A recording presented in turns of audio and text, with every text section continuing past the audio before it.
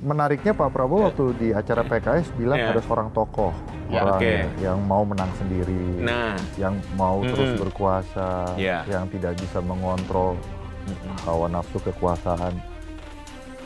Menurut Mas, kenapa beliau digaruk? Berarti mungkin bisa ditafsirkan berdasarkan juga pandangan publik ya yang sudah tersebar bahwa mungkin Pak Jokowi mau ngecek nih. Dulu yang saya sampaikan di 13 Oktober 2024, jalan atau tidak? Jalan apa enggak? Intensi Pak Prabowo itu ya harus dijembatani oleh jembatan yang benar. Makanya beliau harus fokus nih sekarang nih. Saran saya lebih baik dalam negeri dulu nih, konsolidasi. Yang keluar negeri ditahan dulu nih, saran saya dengan segala hormat. Domestic audience sudah kurang mendukung, ya kan? Peluang di tingkat global terlewati, gitu. Yang ketiga, gangguan dari dalam, musuh dalam selimut belum selesai.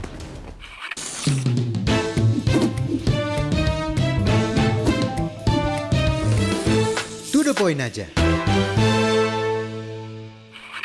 Halo Sobat Indo, jumpa lagi di To the Point aja. Di Kertanegara, dua presiden bersua. Tanpa jadwal, bertemu selama 2 jam tanpa jeda.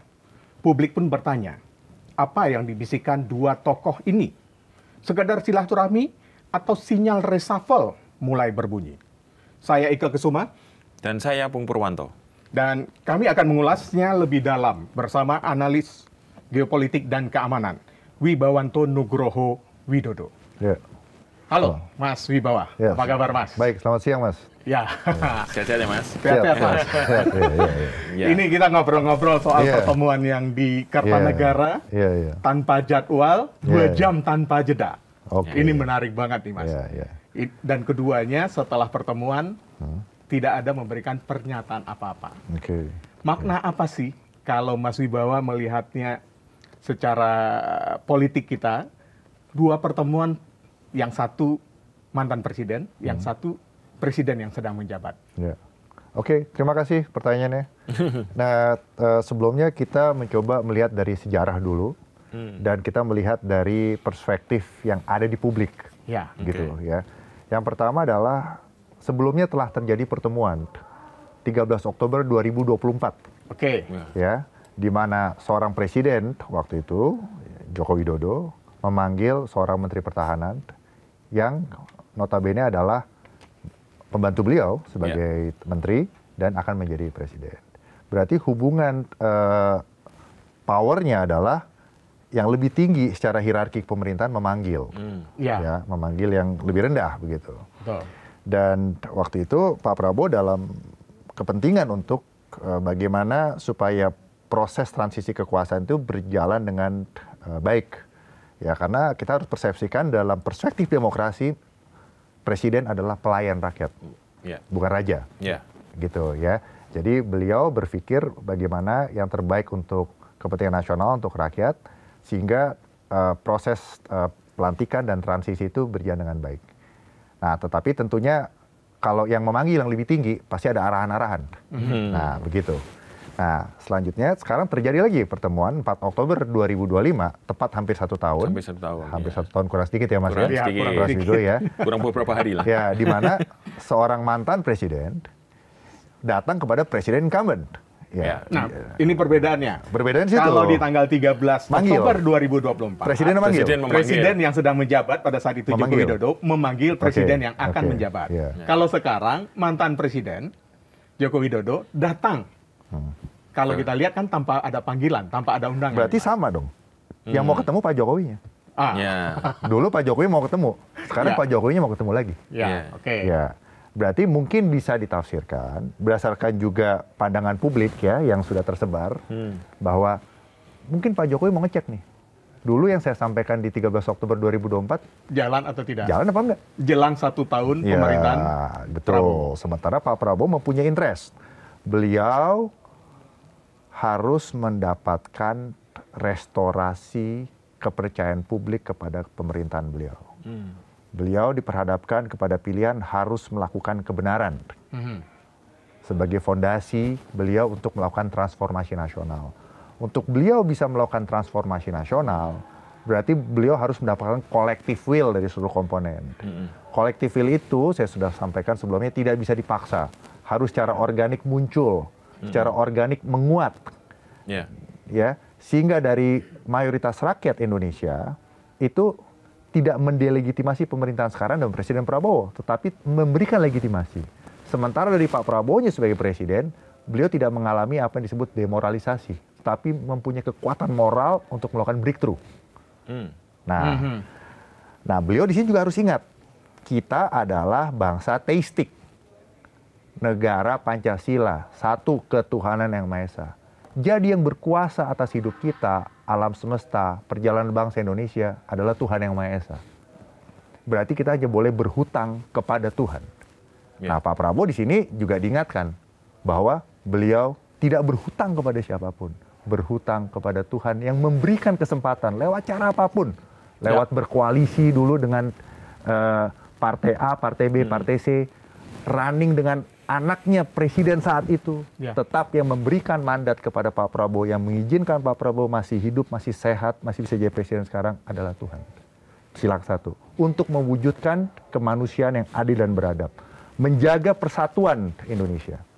Bahwa persatuan itu tidak bisa fake, persatuan hanya bisa dibangun oleh kebenaran, sehingga demokrasi Indonesia itu bisa maju dan keadilan sosial bisa dirasakan. Paling tidak beliau bisa merestorasi keadaan itu di masa hidupnya sekarang. Syukur-syukur bisa selesai sampai 2029 dengan baik. Syukur-syukur lagi kalau masih diizinkan Tuhan running lagi, dengan catatan semuanya itu dijalankan di atas kebenaran. Itu dari saya. Berarti Pak Jokowi ini bisa nggak dianggap dia merasa pesannya 13 Oktober itu banyak yang belum dilaksanakan atau tidak dilaksanakan oleh Pak Prabowo? Bisa jadi begitu? Oke, sekarang kita lihat dari fakta yang ada di lapangan. Fakta ada di lapangan adalah kemarin kasus ijazah menjadi ramai. Saya tidak mau masuk ke dalam kasus ijazah itu. Bukan kompetisi saya masuk ke situ. Tetapi itu menjadi debat publik. Oke, ijazah Pak Jokowi satu, ijazahnya Wapres. Mulai ramai sekarang. Ramai. 1 tahun yang lalu. Tepat 1 tahun yang lalu, Mahkamah Konstitusi loh ya, bukan saya yang mengatakan ada pelanggaran etik. Sehingga itu menjadi beban bagi Pak Prabowo yang di carry over. Suka atau tidak suka, itu tetap menjadi questions in the mind of the public. Dan itu yang menjadi penghalang terbentuknya restorasi penuh terhadap public trust yang diberikan kepada government. Itu. Nah, bisa saja Pak Jokowi mau bertanya, bagaimana ini kok dipersoalkan? Karena memang tepat setelah ada keramaian itu, ada pertemuan mendadak itu. Dan datangnya dari Pak Jokowi. Dan memang Pak Syafri sebagai Menhan memberikan pesan yang diplomatis, persatuan. Persatuan. Berarti pesannya adalah lakukanlah yang terbaik supaya tetap bersatu. Nah, menurut saya untuk bersatu itu adalah kebenaran. Berarti ada ketidakbenaran yang perlu dibenerin. Nah, ini ketidakbenaran yang perlu dibenerin. Ini yang menarik. Pak Syafri kan tadi pesannya persatuan. Dan persatuan ini juga disampaikan oleh Pak Syafri pada saat teman-teman wartawan bertanya kepada Pak Syafri di saat acara doa bersama puncak gelaran HUT TNI di Monas. Setelah itu Pak Syafri langsung menuju ke Kertanegara. Pak Syafri tidak datang sendiri, tapi bersama dengan Menteri Pendidikan dan Ristek. Apakah ini juga masih berkaitan dengan ijazah tadi? Kalau nggak salah Menteri Pendidikan Tinggi itu Profesor Brian itu itu ketua masalah reformasi tambang ya. Betul kan? Jadi bisa juga kaitannya juga dengan tambang kan? Iya kan? Ya bisa aja, bisa dengan jabatannya sebagai Mendiktek Ristek Menteri Pendidikan Tinggi dan Riset dan Teknologi, bisa juga sebagai ketua dari tim reformasi tambang, karena Pak Prabowo juga mau mencoba membereskan masalah tambang, karena itu sumber kebocoran resources bangsa yang harus segera diselamatkan. Begitu. Dan kita tidak bisa menampilkan fakta ya dari let's say kasus timah yang di Bangka kan timah terjadi, ternyata ditarik mundur 10 tahun belakang kan. pasti soon or later semua yang tertutup itu akan terbuka gitu. Nah, jadi adalah kepentingan Pak Jokowi saya rasa untuk bersilaturahmi, mempertanyakan banyak hal mengenai apapun yang pernah mereka sepakati, bicarakan di masa lalu, hanya mereka berdua yang tahu. Tetapi pada prinsipnya Pak Prabowo sekarang sebagai presiden bertanggung jawab pada Tuhan untuk mewujudkan kemanusiaan yang adil dan beradab, mewujudkan persatuan, mewujudkan demokrasi yang esensial, dan mewujudkan keadilan sosial yang sudah Pak Prabowo dambakan sejak beliau kecil. Beliau mimpinya Pak Prabowo ya? Mimpi besar. Mimpi selama ini gitu. Ya. Yang paradoks Indonesia itu ya? Apapun itu namanya. Ya, berarti ada sesuatu yang sangat substantif dong, Mas. Karena gini, kalau Pak Prabowo mewujudkan semua mimpinya dan itu selalu diulang-ulang dalam berbagai kesempatan ya, bahwa uang negara kita banyak dicuri keluar, banyak pengeluaran negara yang tidak jelas dan mau dibereskan, ya mau tidak mau dia harus membersihkan ke kelompok-kelompok yang memang selama ini dianggap membuat pendapatan negara itu keluar. Bocor kemana-mana. Bocor kemana-mana. Artinya memang ya mau tidak mau harus ini nih, beririsan atau bersinggungan sama yang... Menariknya Pak Prabowo waktu di acara PKS bilang ada seorang tokoh, yang mau menang sendiri, yang mau terus berkuasa, yang tidak bisa mengontrol hawa nafsu kekuasaan. Menurut Mas, kenapa beliau bicara begitu? Ya berarti sudah paham ya? Berarti beliau paham. Beliau paham. Yang kedua, beliau mau mengajak rakyat untuk mendukung. Beliau. Jadi dengan segala karakteristik kelebihan dan kekurangan Pak Prabowo, kita harus dukung dia. Dukung beliau supaya beliau bisa melakukan kebenaran itu. Di mana sekarang parameternya adalah, menurut saya adalah satu ya, itu visi strategis beliau. Yang kedua, manajemen pemerintahan. Yang ketiga, integritas dari siapapun yang melaksanakan kebijakan itu. 3 itu. Nah, kalau untuk mempertahankan legitimasi Pak Prabowo, seperti yang disampaikan Mas Pung tadi, dalam berbagai kesempatan, Pak Prabowo itu selalu menekankan. Terakhir tadi Mas Wibawa mengatakan di pidato PKS, ada yang ingin bertahan, ada tokoh gitu ya.